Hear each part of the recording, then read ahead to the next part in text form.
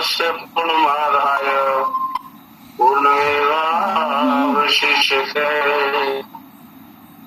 यं ब्रह्मं वेदान्तं विदो वदन्ति परमं प्रधान पुरुषं तथान्ये विश्वोद्गते कालमेषं वा तस्मै सर्वविघ्नविनाशनाय सर्वरूपमयी देवी सर्वं देवीमयं जगत् अतोऽहं विश्वरूपान्तां नमामि परमेश्वरी। तो पुण्यात्माओं, भगवान स्थित प्रज्ञ के विषय में बताते हैं कि जो स्थित प्रज्ञ, जिसकी बुद्धि परमात्मा में स्थिर हो जाती है, वो कैसे बोलता है, कैसे चलता है, उसका व्यवहार कैसे होता है। तो उस विषय में प्रश्न का उत्तर देते हैं भगवान। कहते हैं राग उद्देश्य वियुक्तेस्तु विषयाणेन्द्रियैश्चरणम् आत्म वश्येरि विधेयात्मा प्रसादम् अधिगच्छति प्रसादे सर्व दुःखानां हानिरस्योपजायते प्रसन्न चेतसो हे आशु बुद्धि पर्यवतिष्ठते। भगवान कहते हैं कि वशीभूत अंतःकरण वाला, जिसने अपने अंतःकरण को वश में किया हुआ है, ऐसा कर्मयोगी राग द्वेष से रहित, उसके अंदर ना राग ना द्वेष रहता है। राग द्वेष रूपी मल उसके हट जाते हैं और अपने वश में की हुई इंद्रियों द्वारा विषयों का सेवन करता हुआ, इंद्रियों को वश में स्वयं नहीं होना। स्थित प्रज्ञ व्यक्ति जो है इंद्रियों को अपने वश में कर लेता है और अपने वश में की हुई इंद्रियों को द्वारा विषयों का सेवन करता हुआ अंतःकरण की निर्मलता को प्राप्त करता हुआ, अंतःकरण की निर्मलता को प्राप्त हो जाता है, शुद्धि को प्राप्त हो जाता है। और अंतःकरण की निर्मलता होने पर साध्य के संपूर्ण दुखों का नाश हो जाता है। जब आपका हृदय अंतःकरण पवित्र हो जाता है तो मनुष्य के संपूर्ण दुखों का नाश हो जाता है और ऐसे शुद्ध चित्त वाले साधक की बुद्धि निसंदेह बहुत जल्दी परमात्मा में स्थिर हो जाती है, वो स्थित प्रज्ञ हो जाता है। ऐसा देखो तो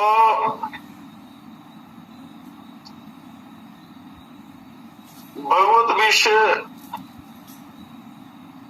विषय की प्रसन्नता दो हो अथवा व्याकुलता हो, इन दोनों में से कोई एक भी अगर अधिक बढ़ जाती है तो वह शीघ्र ही परमात्मा की प्राप्ति करा दे। प्रसन्नता हो परमात्मा के प्रति या व्याकुलता हो, अगर दोनों बहुत ज्यादा हो जाती हैं तो वह बड़ा जल्दी परमात्मा की प्राप्ति करा देती है। अधिक प्रसन्नता या व्याकुलता। जैसे भगवान के पास जाती हुई गोपियों को माता पिता भाई पति आदि ने रोक दिया, मकान में बंद कर दिया, तो उन गोपियों में भगवान से मिलने की जो व्याकुलता हुई, उससे उनके रजोगुण तमोगुण नष्ट हो गए। उस व्याकुलता से मिलने की, ईश्वर से मिलने की, भगवान श्री कृष्ण जी से मिलने की जो व्याकुलता हुई, उससे राग द्वेष तमोगुण सब नष्ट हो गए और भगवान का चिंतन करने से जो प्रसन्नता हुई, उससे उनके सत्वगुण नष्ट हो गया। इस प्रकार गुण संग से रहित होकर वह शरीर को वहीं छोड़कर सबसे पहले भगवान से जा मिली। मतलब प्रसन्नता ज्यादा बढ़ जाए तो भी ईश्वर की प्राप्ति जल्दी होती है और व्याकुलता बढ़ जाए ईश्वर प्राप्ति की, वो भी ईश्वर की प्राप्ति बड़ी जल्दी हो जाती है, इसमें देर नहीं लगती। परंतु संसारिक विषयों को लेकर जो प्रसन्नता और खिन्नता होती है, दोनों में ही भोगों के संस्कार दृढ़ होते हैं। अगर परमात्मा में आपकी प्रसन्नता या व्याकुलता बढ़ती है तो आपका कल्याण होता है। अगर संसार के प्रति आपको व्याकुलता होती है या संसार के विषयों को प्राप्त करके प्रसन्नता होती है तो वो भोगों के संस्कार पक्के होते हैं, अर्थात संसार का बंधन दृढ़ होता है। और इसके उदाहरण संसार मात्र के सामान्य प्राणी हैं जो प्रसन्नता और खिन्नता को लेकर संसार में फंसे हुए हैं। प्रसन्नता और व्याकुलता परमात्मा में हो तो वो कल्याणकारी होती है, अगर संसार में हो तो वो फंसाने वाली हो जाती है। इसलिए प्रसन्नता और व्याकुलता में अंतःकरण द्रवित हो जाता है। जैसे द्रवित मुंह में रंग डालने से मुंह में वह रंग स्थायी हो जाता है, पिघले हुए मुंह में जो भी आप रंग डालेंगे वो उसी रंग का हो जाता है। ऐसे ही अंतःकरण जब द्रवित होता है उसमें भगवत संबंधी अथवा संसारिक जो भी भाव आते हैं वे स्थायी हो जाते हैं। अंतःकरण द्रवित हो, अगर परमात्मा के भाव आपके अंदर आते हैं तो परमात्मा के संस्कार दृढ़ हो जाते हैं, अच्छे विचार दृढ़ हो जाते हैं। अगर संसारिक भाव आपके अंदर आते हैं तो संसार के भाव उसमें दृढ़ हो जाते हैं जो कि पतन करने वाले हैं। तो जो परमात्मा के भाव आपके अंदर स्थिर होंगे वो उत्थान करने वाले होते हैं, जो संसार के भाव दृढ़ होते हैं वो पतन करने वाले। अतः साधक के लिए उचित है कि वह संसार की प्रिय से प्रिय वस्तु मिलने पर भी ना पतन ना हो और अप्रिय से बुरी से बुरी वस्तु मिलने पर भी दुखी ना हो, उद्विग्न ना हो। तो इसमें एक विभाग भोग का है और एक विभाग योग का है, दो है, योग भोग योग। राग द्वेष से मुक्त, राग द्वेष से युक्त भोगी हो जाता है और मनुष्य अगर विषयों का चिंतन भी करे तो भी उसका पतन हो जाता है। विषयों के अगर ना भी मिले केवल चिंतन करने से भी पतन हो जाता है, परंतु राग द्वेष से रहित योगी होता है वो मनुष्य अगर विषयों का सेवन भी करे तो उसका पतन नहीं होता, प्रत्युत में परमात्म तत्व को प्राप्त हो जाता है। जो राग द्वेष से रहित है वो योगी होता है। ऐसा योगी अगर विषयों का सेवन भी करता है तो भी उसका परम कल्याण हो जाता है, वो ईश्वर को प्राप्त हो जाता है। तो महत्व भाव का है। तो इस प्रकार राग द्वेष से रहित मनुष्य भोग बुद्धि से विषयों का सेवन नहीं करता, भोगजन्य सुख नहीं लेता, क्योंकि वह उसका ध्येय नहीं है। वह भोगों को राग पूर्वक ना भोग कर त्याग पूर्वक भोगता है जो योगी होता है। तो इसलिए उसका अंतःकरण निर्मल हो जाता है। त्याग पूर्वक भोग वास्तव में भोग है ही नहीं, वो केवल शरीर रक्षा के लिए भोगों का सेवन करता है, भोगों को अपना लक्ष्य नहीं बनाता, इसलिए वो फंसता नहीं है। तो लोगों की दृष्टि से उसके द्वारा भोग का आचरण दिखता है, परंतु वास्तव में वो आचरण नहीं करता है, उसका भाव जो है वो परमात्मा से जुड़ा रहता है। तो राग द्वेष से रहित होने पर प्रसाद की प्राप्ति होती है। हरदम प्रसन्नता रहे, कभी खिन्नता ना आए, नीरसता ना आए, ये प्रसाद है। प्रसादे सर्व दुखाना हानि रस्यो बजायते, केस प्रसाद की प्राप्ति में भी संतोष ना करे, इसका उपभोग ना करे तो बहुत जल्दी परमात्मा की प्राप्ति हो जाती है, आत्मानंद की प्राप्ति हो जाती है, ईश्वर की प्राप्ति। तो इस गीता में ये बड़ी दिव्य कला बताई हुई है, युक्ति बताई हुई है। तो इस गीता के रहस्य को यदि आप अच्छी प्रकार समझ लेते हैं तो परम कल्याण की प्राप्ति होती है, परमानंद की अनुभूति होती है। नास्ति बुद्धि युक्त से नाचा युक्त से भावना, नाचा भावा भयता शांतिर अशांत से कुदा सुखम। भगवान कहते हैं कि जिसके मन इंद्रियां संयमित नहीं है, जिसका मन इंद्रियां काबू में नहीं है, संयम में नहीं है, ऐसे मनुष्य की बुद्धि नहीं होती। और बुद्धि न होने से उस अयुक्त मनुष्य में निष्काम भाव अथवा कर्तव्य परायणता का भाव नहीं होता। निष्काम भाव, जो पवित्र भाव होना चाहिए, वो भाव नहीं होता।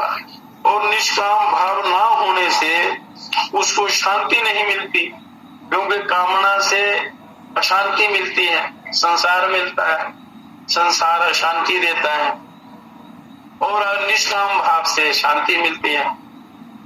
फिर शांति रहित मनुष्य को सुख कैसे मिल सकता है? अशांत चित्त जो व्यक्ति है उसको कभी सुख नहीं मिल सकता। कर्म योग में मन और इंद्रियों का संयम करना मुख्य होता है। कर्म योग, ज्ञान योग, भक्ति योग के ये 3 मुख्य योग हैं। पर कर्म योग में मन और इंद्रियों का संयम करना बड़ा जरूरी होता है। विवेक पूर्वक संयम किए बिना कामना नष्ट नहीं होती। अगर संयम आप करते हैं वो ज्ञान विज्ञान युक्त हो तो कल्याण होता है, नहीं तो कामना अंदर रहती है। कामना के नष्ट हुए बिना बुद्धि की स्थिति। अतः कर्म योगी साधु को पहले मन और इंद्रियों का संयम करना चाहिए। मन और इंद्रियों का वो काबू में करना चाहिए, वो संयम करना चाहिए उन पर। परंतु जिसका मन और इंद्रियां संयमित नहीं है, कंट्रोल में नहीं है, उस व्यक्ति की बात इस श्लोक में कहते हैं कि नास्ति बुद्धि युक्त से, कि जिसका मन और इंद्रियां संयमित नहीं है, ऐसे असंयमी अयुक्त पुरुष की मेरे को केवल परमात्मा की प्राप्ति ही करनी है, ऐसी एक निश्चय वाली बुद्धि नहीं होती। वो निश्चय नहीं कर पाता कि मेरा लक्ष्य क्या है, मुझे क्या करना है। कारण यह है कि मन और इंद्रियां संयमित न होने से वह उत्पत्ति विनाशशील सांसारिक भोगों और संग्रह में ही लगा रहता है। और वह कभी मान चाहता है, कभी सुख आराम चाहता है, कभी धन चाहता है, कभी भोग चाहता है। इस प्रकार उसके भीतर अनेक तरह की कामनाएं पैदा होती रहती हैं। इसलिए उसकी बुद्धि एक निश्चय वाली नहीं होती। और एक निश्चय के बिना, निश्चयात्मक बुद्धि के बिना कल्याण नहीं होता। मनुष्य की बुद्धि स्थिर नहीं होती, ये जीव स्थित प्रज्ञ नहीं कहलाता। न चायुक्त से भावना, कि जिसकी बुद्धि व्यवसायत्मिका नहीं होती है, निश्चयात्मिका नहीं होती, उसकी मेरे को तो केवल अपने कर्तव्य का पालन करना है और फल की इच्छा, कामना, आसक्ति आदि का त्याग करना है, उसके अंदर ऐसी भावना नहीं बनती। ऐसी भावना ना होने में कारण है अपना ध्येय स्थिर ना होना, अपना लक्ष्य का पता ना होना, या आपका जो ध्येय है, जो परम लक्ष्य है, उसकी स्थिरता ना होना, उसका स्थिर ना होना। जो अपने कर्तव्य के परायण नहीं रहता, जो अपने कर्तव्य का पालन नहीं करता, उसको शांति नहीं मिल सकती। और शांति के बिना वो परमात्मा की प्राप्ति नहीं होती। जैसे साधु, शिक्षक, ब्राह्मण, क्षत्रिय, वैश्य, शूद्र आदि आदि आदि यदि अपने अपने कर्तव्य में तत्पर नहीं रहते तो उनको शांति नहीं मिलती। कारण यह है कि अपने कर्तव्य के पालन में दृढ़ता ना रहने से ही अशांति पैदा होती है। अगर दृढ़ता हो जाती है तो शांति मिलती है, और शांत चित्त को ही सुख होता है, प्रसन्नता मिलती है, और उस प्रसन्नता से सारे दुखों का नाश होता है और ईश्वर की प्राप्ति होती है।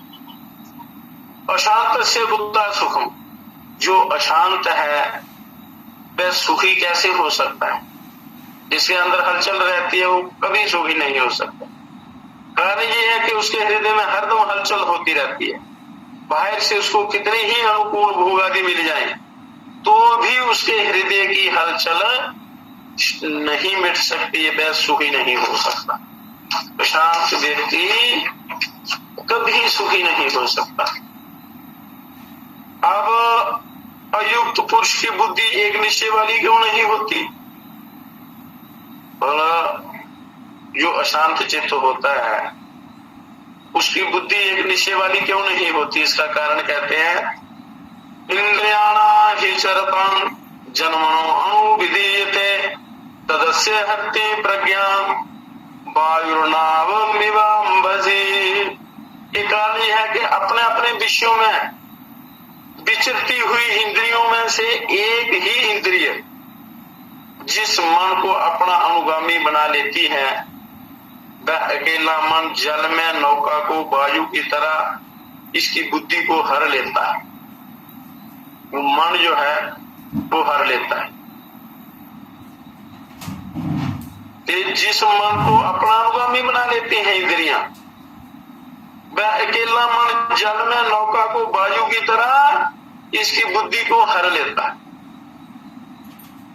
मनुष्य को जो जन्म केवल परमात्मा की प्राप्ति के लिए ही मिला है, ईश्वर की प्राप्ति के लिए मिला है, आत्मोन्नति के लिए मिला है, आत्म कल्याण के लिए।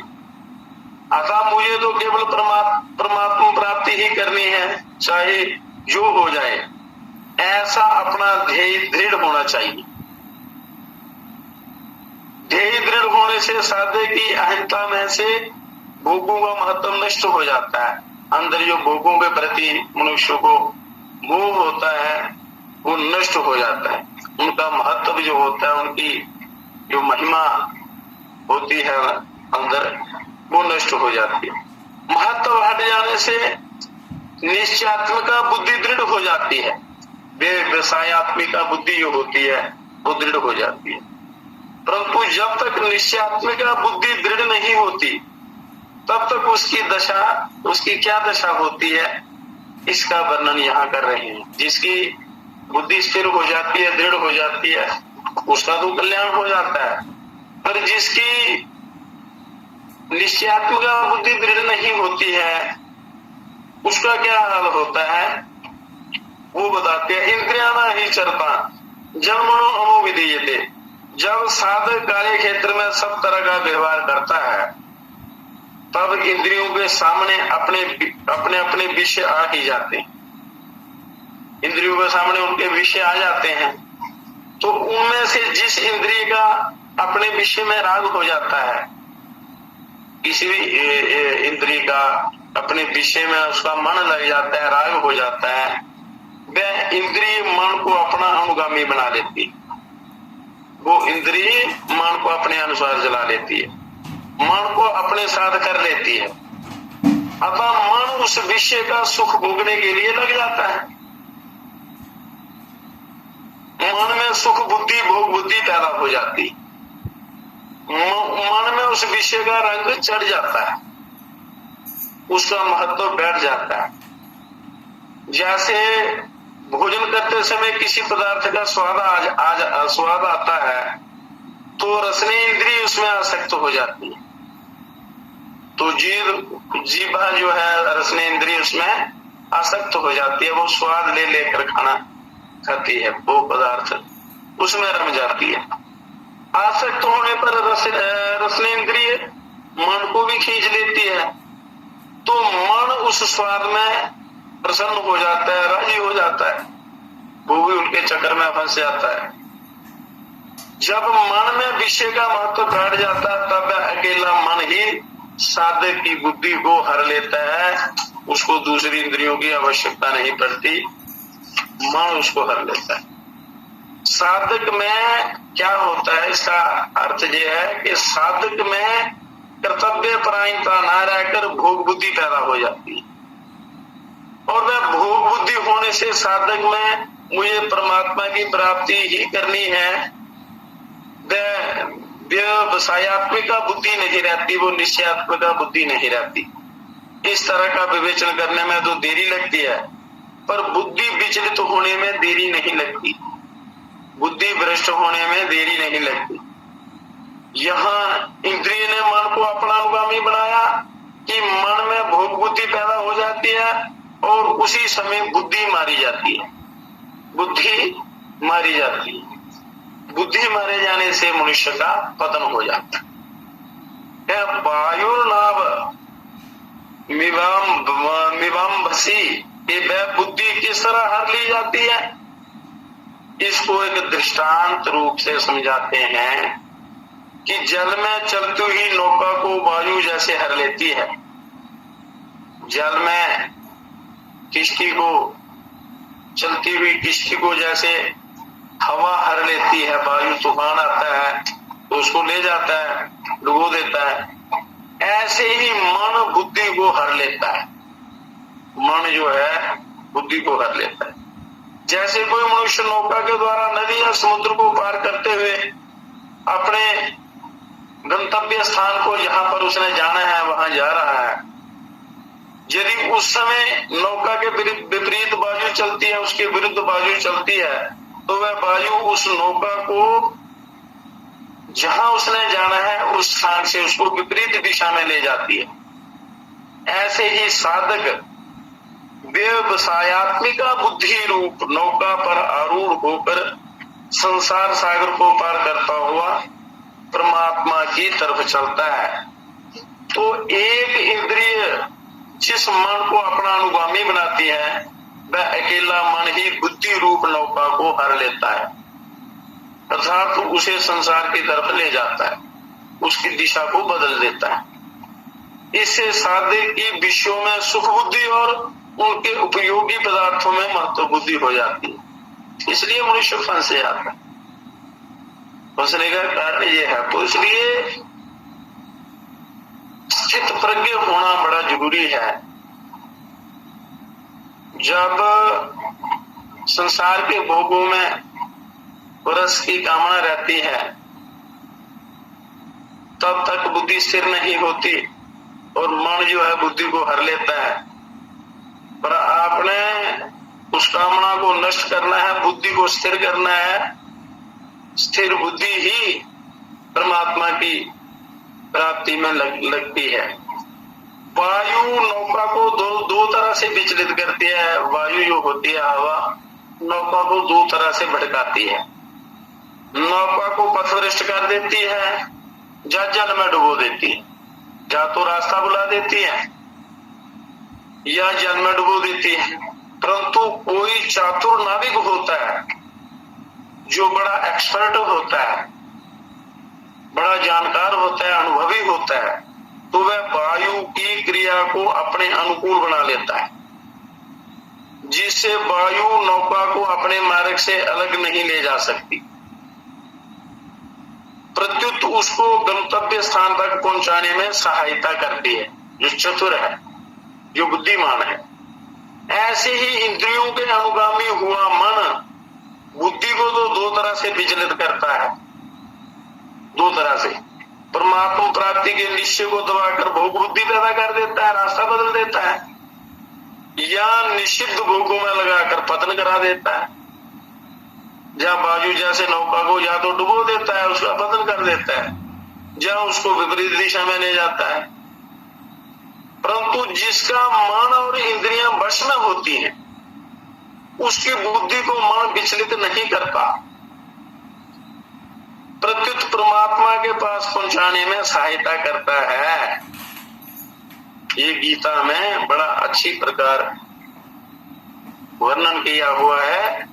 तो इसलिए गीता इस दिव्य महाशास्त्र को उसको बार बार सुनना चाहिए, इसका अभ्यास करना चाहिए और अपने जीवन में उतारना चाहिए, क्योंकि ये जीवन बार बार मिलता नहीं है। मिला है तो इसी जीवन में आपने अपना उद्धार करना है।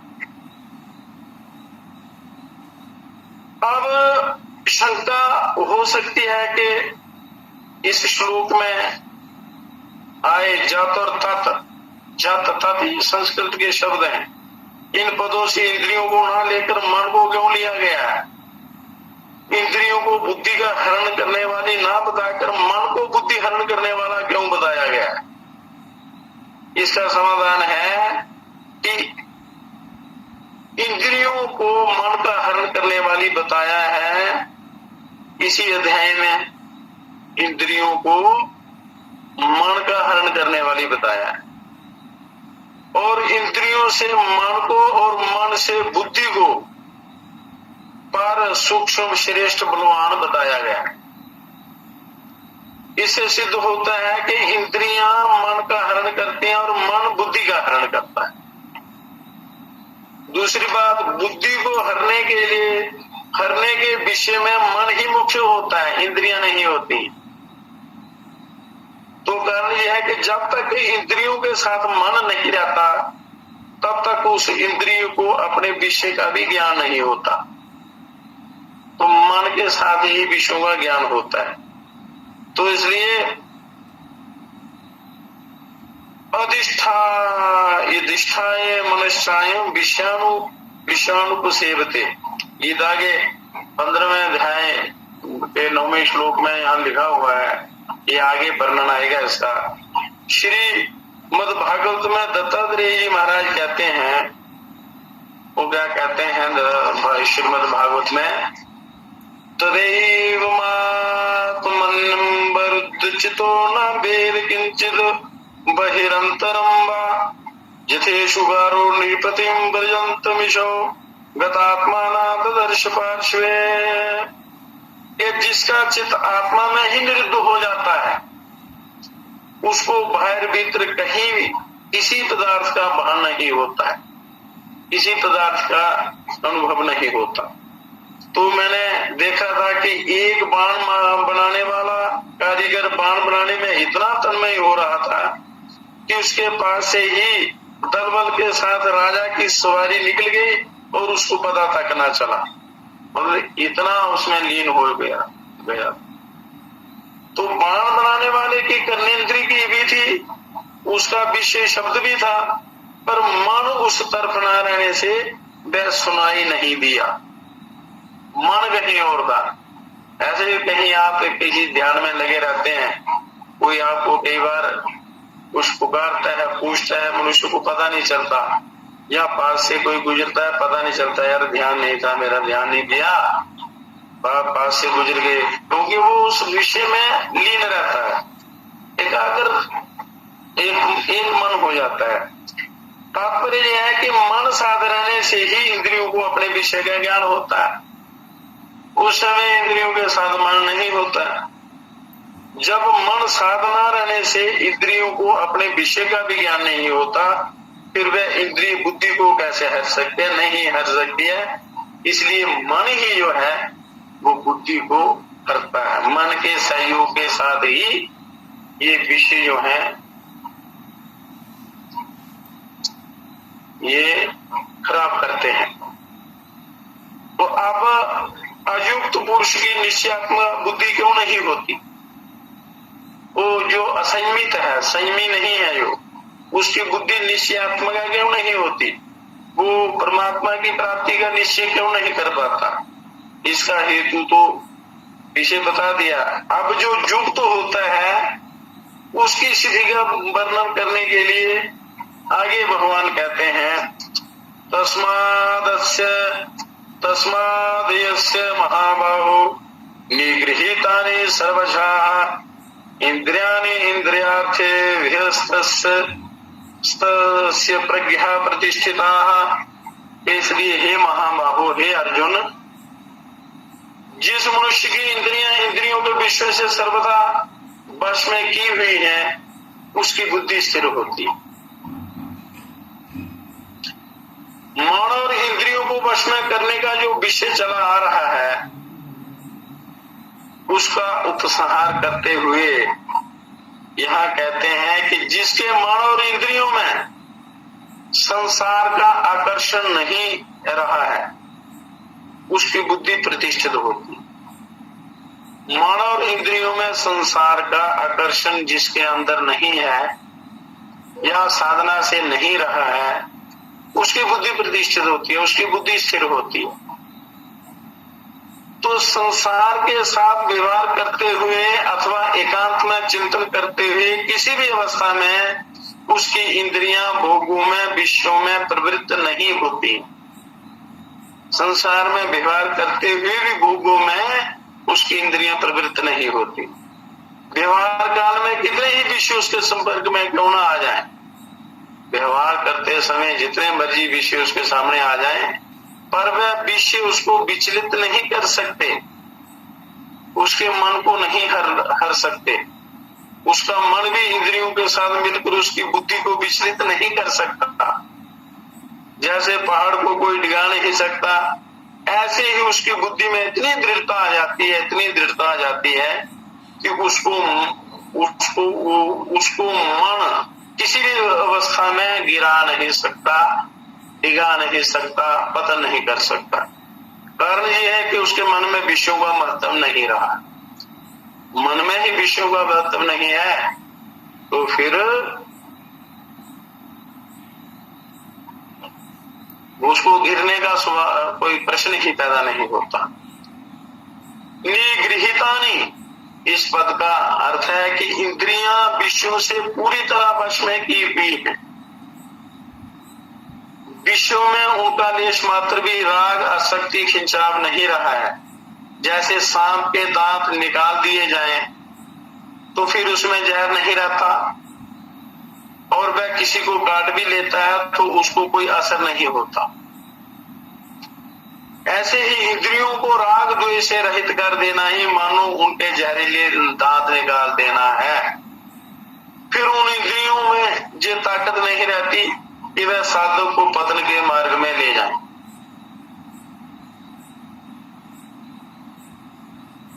तो साधक को दृढ़ता से ये निश्चय कर लेना चाहिए।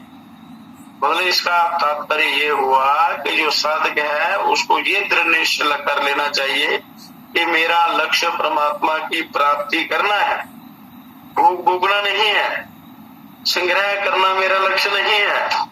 अगर ऐसी सावधानी साधक में निरंतर बनी रहे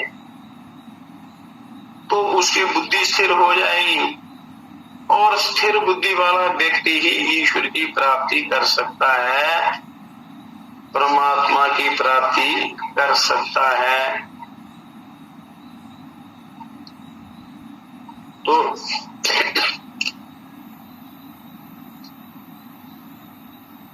तो मनुष्य को करना क्या है?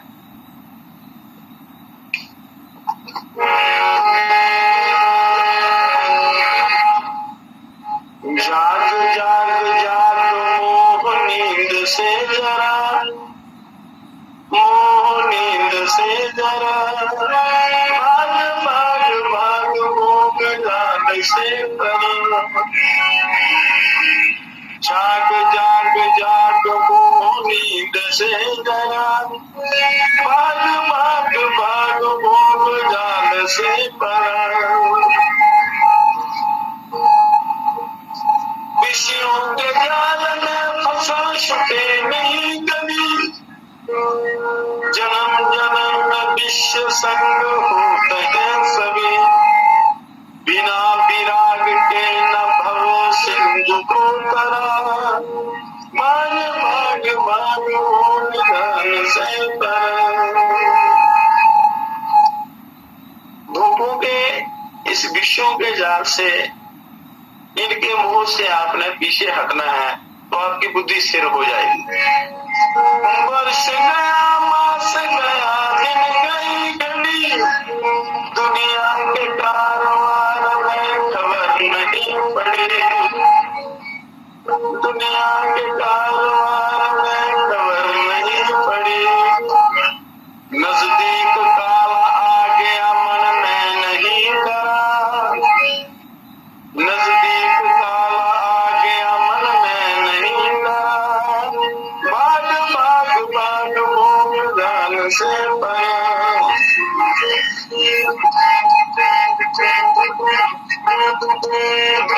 जाग जाग जाग मोह नींद से जरा, भाग भाग भाग भोग जाल से परा। संगत से देह की स्वरूप को बिसारिया, जगत को सत्य मान के मन को पसारिया, जगत को सत्य मान के मन को पसारिया। दिन रात करे सोच राग द्वेष से भरा, दिन रात राग द्वेष रूपी चिंता में पड़ा हुआ है। ये राग द्वेष रूपी दो महाकाल सर्प के ये विषैले दांत हैं। इन दांतों को निकालने पर ही आप उस महाकाल से बच सकते हैं, आपका कल्याण हो सकता है। दिन रात करे सोच राग देश से भरा, बार बार बार गान से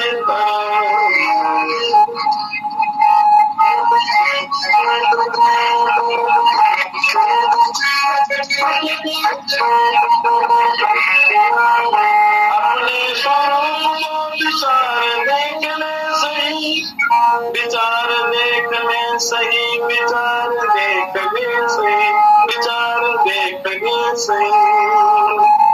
अपने स्वरूप को देखने का प्रयत्न करो, अपने स्वरूप को देखने का अभ्यास करना है। अपने स्वरूप को विचार देखने सही, ईश्वर है तेरे पास वो तुझसे जुदा नहीं, ईश्वर है तेरे पास वो तुझसे जुदा नहीं। ब्रह्मानंद जी ही वेद का सुन ले वचन खरा, बाग बाग बाग वो गान से भरा, जाग जाग जाग वो नींद से गवा, नींद से गवा, बाग बाग बाग वो गान से भरा, बाग बाग बाग वो गान से भरा।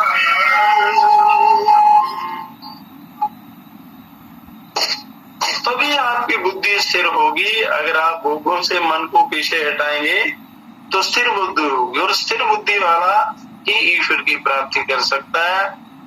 और किसी भी परिस्थिति में संसार में रहते हुए भोग भोगते हुए भी उसको उसका मन वो उसकी बुद्धि को कर नहीं सकता, उसको गिरा नहीं सकता, डिगा नहीं सकता। तो इसलिए स्थित प्रज्ञ जो हो जाता है उसका परम कल्याण होता है। तो जिसकी इंद्रियां सर्वथा वश में रहती हैं, उसमें और साधारण मनुष्यों में क्या अंतर होता है? मनुष्य तो शरीर तो ढांचा एक ही है, पर जिसकी इंद्रियां वश में है वो उसमें और साधारण व्यक्ति में क्या अंतर है, इसके आगे कहते हैं, या निशा सर्वभूतानां तस्यां जागर्ति संयमी, यस्यां जागर्ति भूतानि सा निशा पश्यतो मुने। कि संपूर्ण प्राणियों की जो रात परमात्मा से विमुखता है, संपूर्ण प्राणियों की जो रात है वो क्या है? जो परमात्मा से विमुखता है, और परमात्मा से जो हटे हुए हैं, जिनका लक्ष्य ईश्वर प्राप्ति नहीं है या ईश्वर के विषय में जो नहीं जानते, उनसे जो विमुख हैं, उसमें संयमी मनुष्य जागता है। साधारण संपूर्ण प्राणियों की जो रात है और संयमी मनुष्य उसमें जागता है, उसके लिए वो दिन है। और जिसमें सब प्राणी जागते हैं, भोग संग्रह में लगे हुए हैं, बोलो जो प्राणी भोग संग्रह में लग जागने का अर्थ है कि जो लोग भोगों में ही एक्टिव हैं, लगे हुए हैं, कार्यरत हैं, संग्रह में लगे हैं, रहते हैं, वह तत्व को जानने वाले मुनि की दृष्टि में रात है। जो संसार के भोग विषय हैं वो तात्विक मनुष्य स्थिर बुद्धि वाले के लिए वो रात है, और जो संपूर्ण प्राणियों की रात है, जो परमात्मा से विमुख है, वो उस प्राणी के लिए दिन है। अब कहते हैं कि या निशा सर्वभूतानां, कि जिनकी इंद्रियां और मन वश में नहीं है और जो भोगों में आसक्त हैं, वह सब परमात्मा प्राप्ति की तरफ से सोए हुए हैं।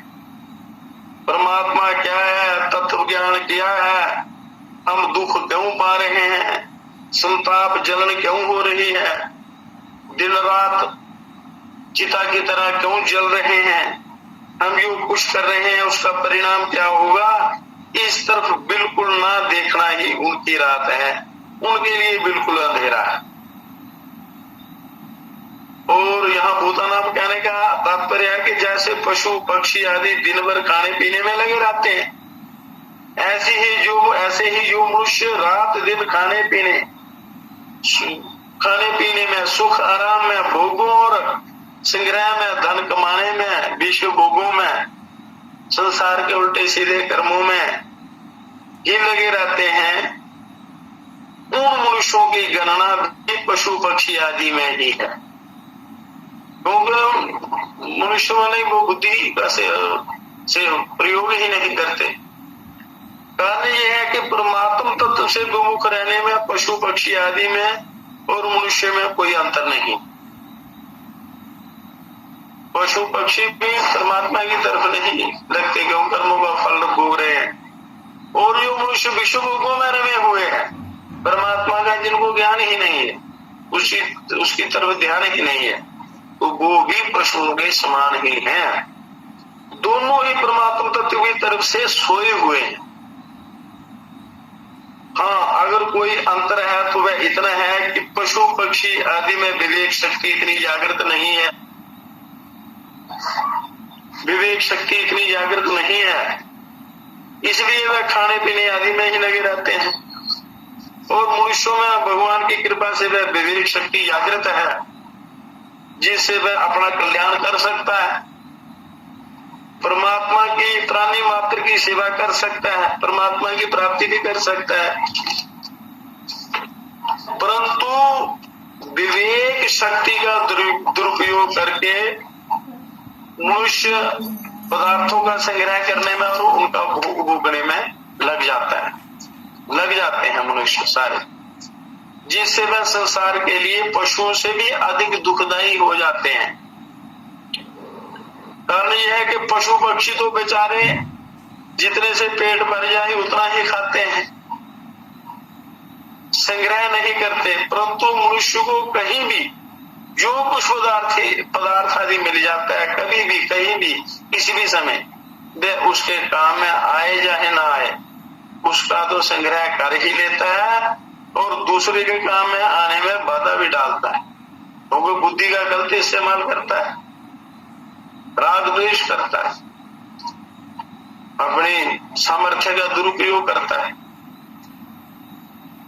तो तस्या जागृति संयमी, मनुष्यों की जो रात है अर्थात परमात्मा की तरफ से, अपने कल्याण की तरफ से जो विमुखता है, उसमें संयमी मनुष्य जागता है, जो संयमी है, जिसने इंद्रियों और मन को वश में किया है और भोग और संग्रह में आसक्त नहीं है, जिसका ध्येय केवल परमात्मा है, वह संयमी मनुष्य है, वह संयमी मनुष्य है।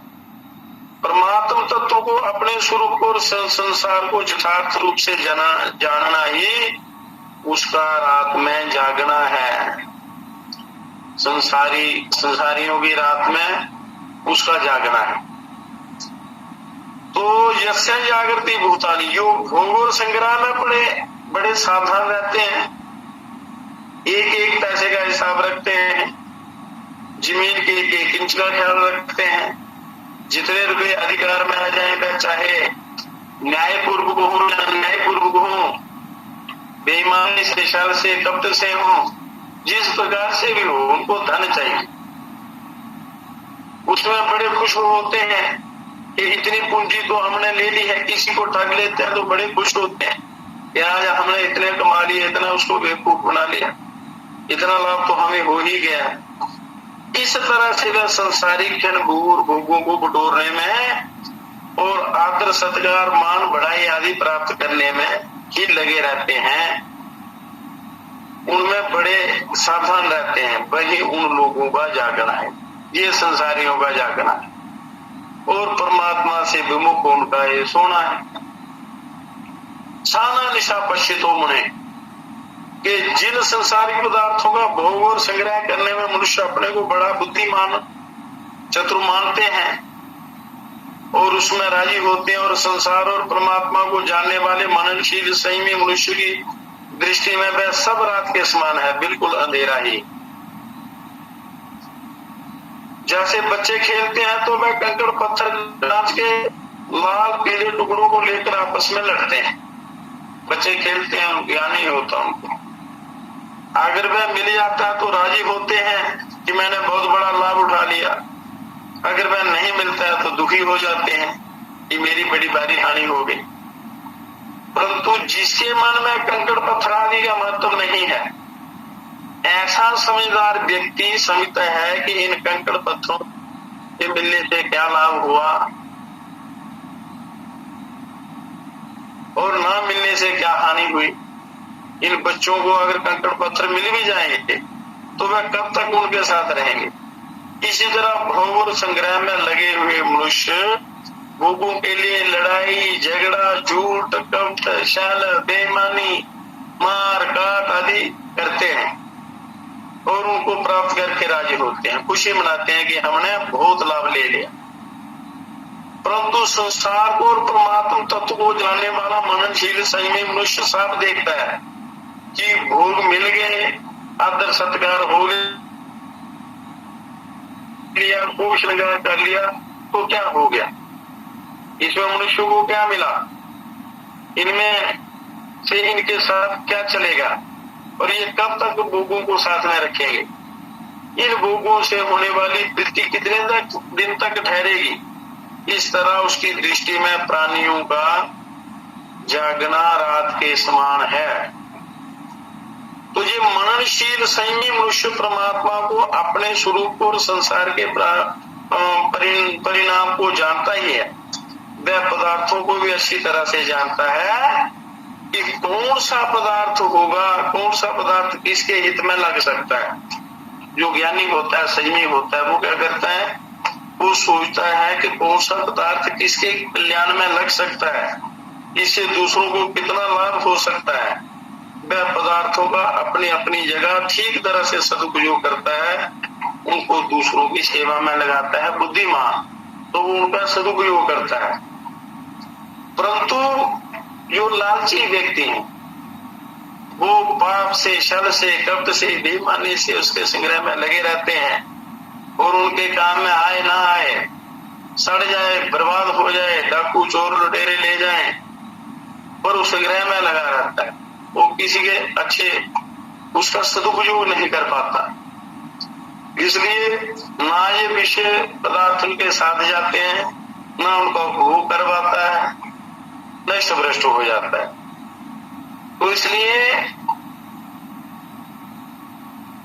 जैसे नेत्रों में दोष होने पर जब हम आकाश को देखते हैं तब उसमें जाले से देखते हैं। अगर नजर कमजोर हो जाए, आकाश को देखो तो जाले और ऐसे तिरमिरे आंखों के आगे उठते हैं और आंखें मीच लेने पर भी मोर पंख की तरह जाले दिखते हैं। परंतु उनके दिखने पर भी हमारी बुद्धि में ये अटल निश्चय रहता है कि आकाश में जाले नहीं है, जाले तो मेरी दृष्टि में दोष है। ऐसे ही इंद्रियों और अंतःकरण के द्वारा संसार दिखने पर भी मननशील संयमी मनुष्य की बुद्धि में ये अटल निश्चय रहता है कि वास्तव में संसार नहीं है, केवल प्रतीति मात्र है, ये धोखा है, जो दिखाई देता है, इसमें सच्चाई नहीं है। इसलिए वो संग्रह में नहीं लगते हैं। वो जो पदार्थ उनको मिलते हैं या उनके हाथ आते हैं तो उनका वो सदुपयोग करते हैं और सबकी सेवा में लगा देते हैं और अपने शरीर का सदुपयोग करते हुए ईश्वर की प्राप्ति में लगा देते हैं, क्योंकि मनुष्य जन्म तो परमात्मा की प्राप्ति के लिए मिला। तो इसलिए ज्यादातर साधारण लोग विश्व भोगों में, संसार के विश्व में रहते हैं और कामना ही रहती है उनके मन में, इसलिए उनकी बुद्धि स्थिर नहीं हो सकती और परमात्मा में लग नहीं सकती। उनको वो निश्चय नहीं कर पाते कि मेरा लक्ष्य क्या है, मुझे क्या करना है, तो फंस जाते हैं संसार। तो संसारिक मनुष्य रात दिन भोग और संग्रह में लगे रहते हैं, उनको ही महत्व देते हैं। संसारिक कार्यों में बड़े बड़े सावधान और निपुण होते हैं, तरह तरह के कला कौशल सीखते हैं, तरह तरह के आविष्कार करते हैं, लौकिक वस्तुओं की प्राप्ति ही अपनी उन्नति मानते हैं, संसारिक वस्तुओं की बड़ी महिमा गाते हैं, सदा जीवित रहकर सुख भोगने के लिए बड़ी बड़ी तपस्या करते हैं, देवताओं की उपासना करते हैं, मंत्र जाप करते हैं आदि आदि।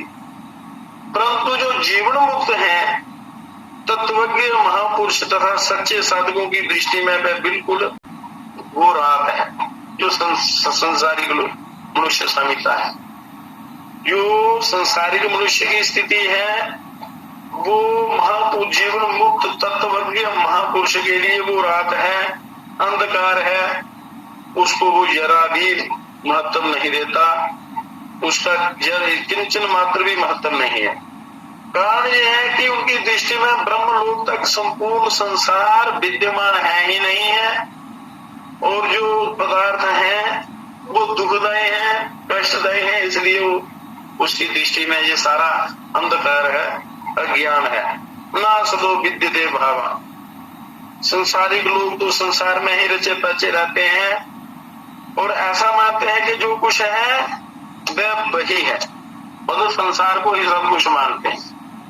परंतु जो पारमार्थिक लोग हैं, जो आध्यात्मिक लोग हैं, तत्वज्ञ लोग हैं, उनके लिए संसार के विषय भोग, संसार का संग है या जितने भी सुख भोग हैं ये उनके लिए रात्रि है, विष के समान है, और वास्तव में है भी वो विष के समान पतन करने वाले हैं। इसलिए ज्ञानी पुरुष उनको महत्व नहीं देते। और जो संसारिक लोग हैं पारमार्थिक विषय में उनकी बुद्धि जाती ही नहीं है, परंतु पारमार्थिक साधक पारमार्थिक विषय के साथ साथ संसार को भी जानते हैं, इसलिए उनके लिए पश्यता के वो देखते हैं, अच्छे बुरे का उनको अच्छी प्रकार ज्ञान होता है। संसारी लोग तो केवल रात को ही देखते हैं, दिन को देखते नहीं, पर योगी दिन को भी देखता है और रात को भी देखता है। जो योगी है वो दिन को भी देखता है, रात को भी देखता है, ये दोनों में फर्क है। संसारी केवल रात को ही देखता है, मतलब विश्व भोगों को ही देखता है, परंतु जो योगी होता है वो दोनों को देखता है, मतलब दोनों का उसको ज्ञान होता है। उदाहरणार्थ बालक ने केवल बालकपना ही देखा है, बच्चे ने केवल बचपन ही देखा है, जवानी नहीं। पर वृद्ध पुरुष ने वृद्धावस्था के साथ साथ बालकपना भी देखा है, जवानी भी देखी है, मतलब जो उन परिस्थितियों से गुजर चुका है उसने तो हर स्थिति को देखा है, हर स्टेज को देखा है। ऐसे ही ज्ञानी जो होता है उसने रात दिन अच्छा बुरा जो भी है सबका उसको ज्ञान होता है, सब देखा होता है। रुपये रखने वाला व्यक्ति रुपयों के त्याग को नहीं जानता, पर रुपयों का त्याग करने वाला रुपयों के संग्रह को भी जानता है और त्याग को भी जानता है। और ये सिद्धांत है कि संसार में लगा हुआ मनुष्य संसार को नहीं जान सकता, संसार से अलग होकर ही संसार को मनुष्य जान सकता है, ये सिद्धांत है, क्योंकि वास्तव में वह संसार से अलग है। इसी तरह से परमात्मा के साथ एक होकर ही मनुष्य परमात्मा को जान सकता है, क्योंकि वास्तव में वह परमात्मा के साथ एक है। तो जो है मैं स्थित है वह है और नहीं दोनों को जानता है, पर जो नहीं में स्थित है वह नहीं को भी असली रूप से अर्थात नहीं रूप से जान सकता है, पर वह है वो कैसे जानेगा? परमात्मा है उसको कैसे जानेगा? नहीं जान सकता, उसमें जानने की सामर्थ्य नहीं है। मतलब जो कोई सत्ता है, ईश्वर है को जानने वाले का तो नहीं को मानने वाले के साथ विरोध नहीं होता, पर नहीं को मानने वाले का है को जानने वाले के साथ विरोध हो जाता है, विरोध होता है। कहने का तात्पर्य यह है कि जो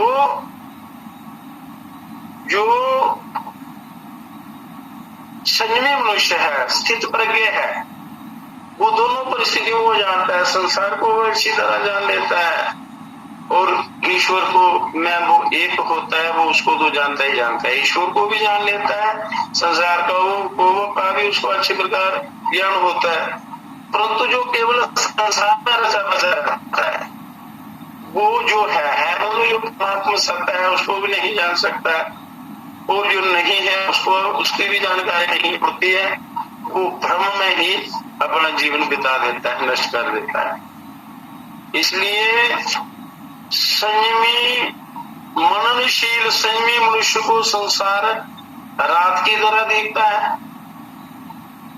इस पर प्रश्न उठता है कि वह संसार के पदार्थों के संपर्क में आता ही नहीं है। अगर जो मननशील संयमी मनुष्य है वो संसार उसके लिए रात्रि है, या विषय भोग या जो जितने भी पदार्थ हैं, क्रियाएं हैं, उसके लिए वो रात्रि है। तो प्रश्न ये उठता है कि क्या वह संसार के पदार्थों के संपर्क में नहीं आता? अगर नहीं आता तो उसका जीवन निर्वाह कैसे होता है, और अगर आता है तो उसकी स्थिति कैसी रहती है? इन बातों का विवेचन करने के लिए आगे के श्लोक में कहते हैं, एक और छोटा सा श्लोक है,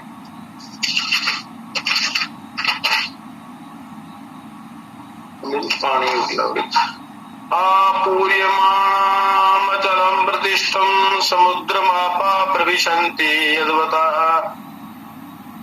तद्वत् कामायं प्रविशन्ति सर्वेषां शान्तिमाप्नोति न कामकामी। जैसे संपूर्ण नदियों का जल चारों ओर से जल द्वारा परिपूर्ण समुद्र में आकर मिलता है, पर समुद्र अपनी मर्यादा में अचल स्थित रहता है, ऐसे ही संपूर्ण भोग पदार्थ जिस संयमी मनुष्य को विकार उत्पन्न किए बिना ही प्राप्त होते हैं, वही मनुष्य परम शांति को प्राप्त होता है, भोगों की कामना वाला नहीं होता। तात्पर्य ये हुआ कि जिसके अंदर कामनाएं हैं तो वो शांत रहता है, वो भटक जाता है, और जिसके अंदर कामनाएं नहीं है, जो शांत चित्त है, कामना रहित व्यक्ति है, उसके आगे अगर विषय भोग आते भी हैं तो भी वो उस जीव को अस्थिर नहीं कर पाते, उसको पथभ्रष्ट नहीं कर सकते।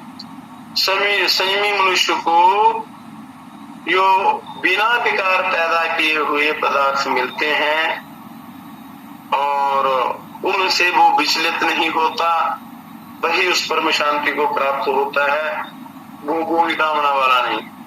और इसलिए कामना जो है वही दुखदायी होती है, इसलिए अंतःकरण से कामना को त्याग करना चाहिए।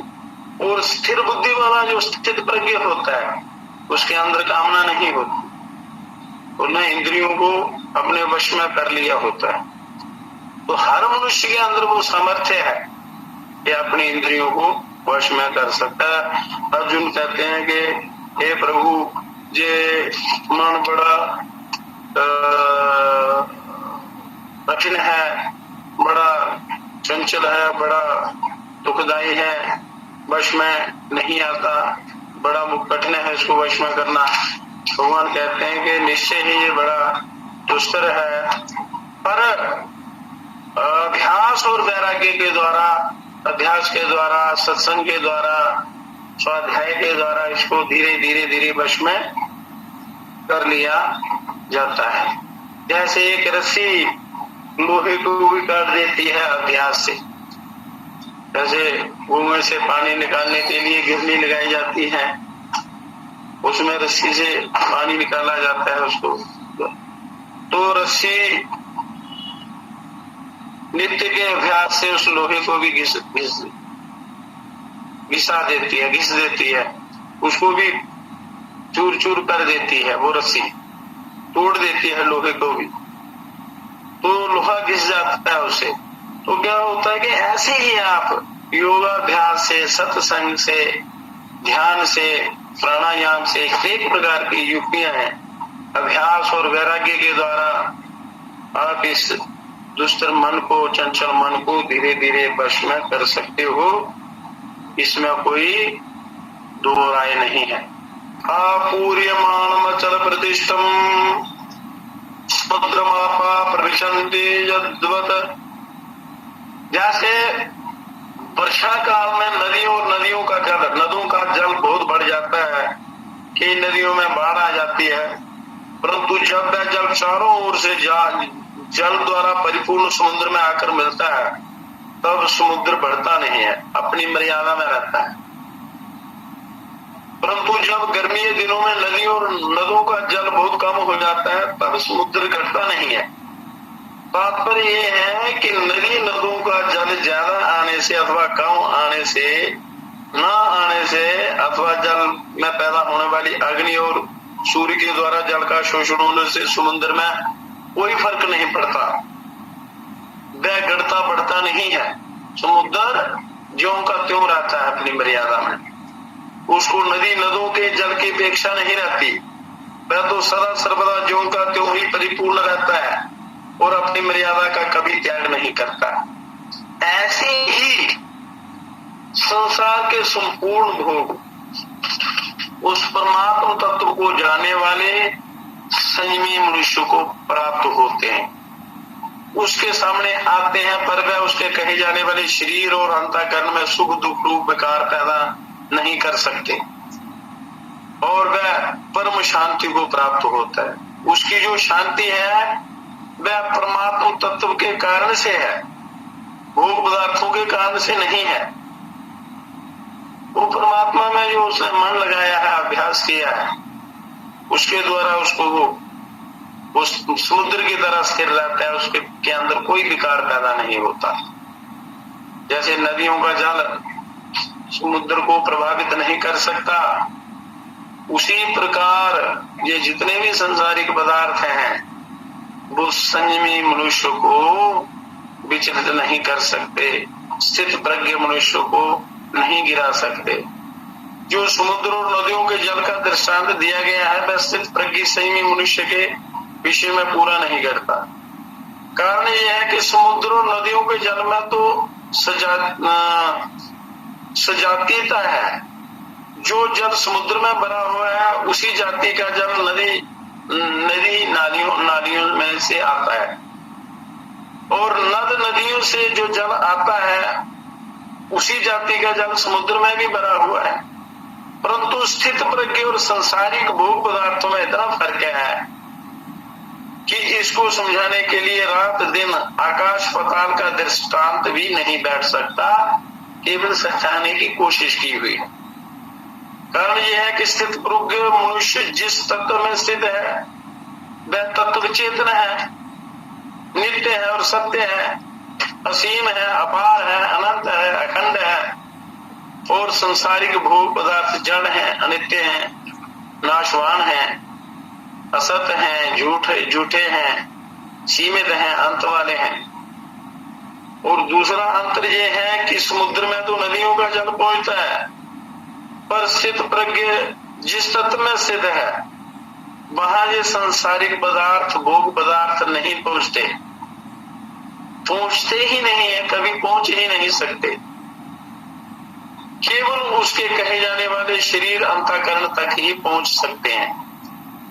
अतः समुद्र का दृष्टांत केवल उसके कहे जाने वाले शरीर और अंतःकरण की स्थिति को बताने के लिए कहे हैं। वो अंदर की वो जो स्थित प्रज्ञा वाली स्थिति है उसको नहीं, उसके वास्तविक स्वरूप को बताने वाला कोई दृष्टांत है ही नहीं।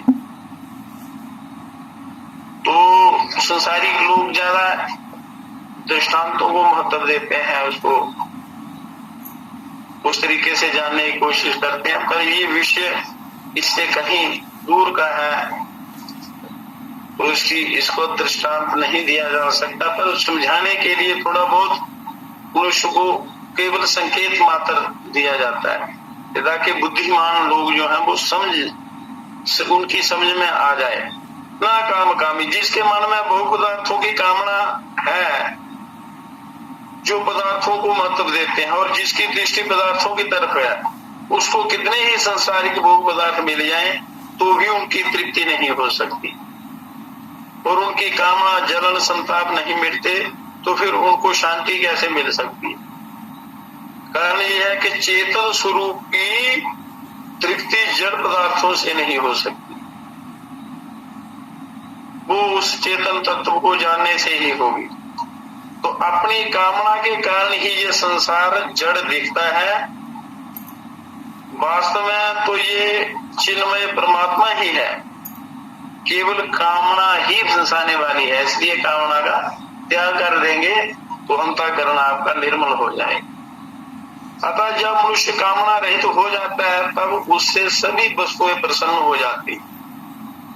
वस्तुओं के प्रसन्न होने की पहचान ये है कि उस निष्काम महापुरुष के पास आवश्यक वस्तुएं अपने आप आने लगती हैं। अगर आपके अंदर सही त्याग होगा तो जिन वस्तुओं की आप कामना करते हैं, कामना से वो मिलती नहीं है, पर त्याग से वो चीजें अपने आप आने लगती हैं। उनके पास आकर सफल होने के लिए वस्तुएं लालायित रहती हैं, परंतु कामना ना रहने के कारण वस्तुओं के प्राप्त होने पर ना होने पर भी उसके भीतर कोई विकार पैदा नहीं होता। स्थित प्रज्ञ के अंदर उसकी दृष्टि में वस्तुओं को कोई मूल्य है ही नहीं। इसके विपरीत कामना वाले मनुष्य को वस्तुएं प्राप्त हो अथवा ना हो, उनके भीतर सदा अशांति बनी रहती है, उनको तृप्ति नहीं होती। आज एक वस्तु मिली, कल 10 और मिले, ऐसे कामनाएं अनंत बढ़ती जाती हैं। अनंत कामनाओं वाला जो व्यक्ति है कभी शांति को नहीं प्राप्त कर सकता। तो इसलिए जिसने मन को जीता है, जो कामना रहित है, उसको सारे त्रिलोकी के पदार्थ उसके पीछे दौड़ते हैं, पर उसको उनकी जरूरत नहीं होती। उसको असली जो उसका लक्ष्य होता है उसकी प्राप्ति हो जाती है। परमानंद सदा रहने वाला जो आनंद है वो मिल जाता है। अब स्थित प्रज्ञ कैसे चलता है? जो स्थित प्रज्ञ है, जिसकी बुद्धि परमात्मा में स्थिर हो गई है, जो जीवन मुक्त है, या जिसको परमात्मा का साक्षात्कार हो गया है, या जिसकी बुद्धि परमात्मा में स्थिर हो चुकी है, वो कैसे चलता है, उसका व्यवहार कैसे होता है, ये कथा आगे कल के उसमें करेंगे प्रसंग में। आज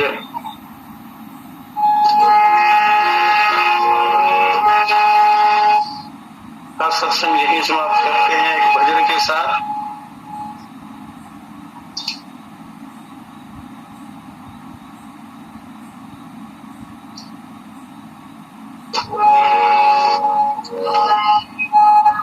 सोहम सोहम सोहम सदा बोले रे तोता, नहीं तो भविष्य तो खाएगा तोता। सोहम सोहम सोहम सदा बोले रे तोता, नहीं तो भविष्य तो खाएगा तोता। सोहम सोहम शब्द, वो ईश्वर का चिंतन करते रहो। जो सार शब्द है, एक बार 80 प्रकार ज्ञान की प्राप्ति करके तो श्वास रूपी जो माला चल रही है उसमें मन जोड़ना है। जगत बगीचे बीच फल चूसता फिरे, फल चूसता फिरे, फल चूसता फिरे, फल चूसता फिरे। जगत बगीचे बीच फल चूसता फिरे, आत्म स्वरूप की तरफ नजर नहीं धरे, आत्म स्वरूप की तरफ नजर नहीं धरे। खाएगा जम गुलेल जमी फिरेगा रोता, खाएगा जम गुलेल तभी फिरेगा रोता। नहीं तो भविष्य में खाएगा रोता। सोहम सोहम सोहम सदा बोले रे तोता, नहीं तो भविष्य में खाएगा रोता। लालच को देख मूड पिंजरे में फंस गया, पिंजरे में फंस गया, पिंजरे में फंस गया। लालच को देख मूड पिंजरे में फंस गया, सदा ही खान पान मान हे तो पशु गया, सदा ही खान पान मान हे तो बस भया। तू छोड़ कर इसे कभी जुदा नहीं होता, नहीं तो भविष्य में तू खाएगा तोता। पिंजरा भी तेरा टूट जाएगा, तेरा टूट जाएगा, पिंजरा टूट जाएगा, पिंजरा टूट जाएगा। एक दिन में पिंजरा भी तेरा टूट जाएगा, सुजन मकान माल सभी छूट जाएगा, सुजन मकान माल सभी छूट जाएगा। जिनके तू पास पे मुफ्त उमर फिरे खोता, जिनके तू पास पे मुफ्त उमर फिरे खोता, नहीं तो भविष्य आएगा खुद होता। सोहम सोहम सोहम सदा बोल रे तोता, नहीं तो भविष्य आएगा होता। कहता है ब्रह्मानंद सुनो सुमारे जबल, कहता है ब्रह्मानंद सुनो सुमारे जबल, इस पिंजरों को शोर सदा हो रहो अचल, इस पिंजरों को शोर सदा हो रहो अचल। तू जाग मोह नींद से तेरे कहाँ सोता, तू जाग मोह नींद से तेरे कहाँ सोता, नहीं तो भविष्य आएगा होता। सोहम सोहम सोहम सदा बोल रे तोता, नहीं तो भविष्य आएगा होता।